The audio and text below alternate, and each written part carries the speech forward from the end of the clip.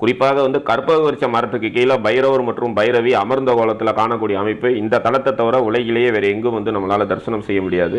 மேலும் இந்த தலத்தில் அருள் பாலிக்கக்கூடிய இந்த பைரவர் மற்றும் பைரவி முப்பெரும் தேவர்கள் மற்றும் முப்பெரும் தேவியோட அம்சமாக காணப்படுறதுனால இந்த தலத்தில் அருள் பாலிக்கக்கூடிய சொர்ணாகர்ஷ்ண பைரவரையும் சொர்ண பைரவையும் வழிபாடு செய்யும் பொழுது முப்பெரும் தேவர்கள் மற்றும் முப்பெரும் தேவியரை வழிபாடு செய்தால் என்ன பலனோ அதே பலன் வந்து நமக்கு வந்து சித்திக்கும். மேலும் இந்த தலத்தில் இருக்கக்கூடிய சொர்ணாகர்ஷ்ண பைரவர் மற்றும் சொர்ண பைரவி குபேரன் மற்றும் அஷ்டலட்சுமிகளுக்கு தேவையான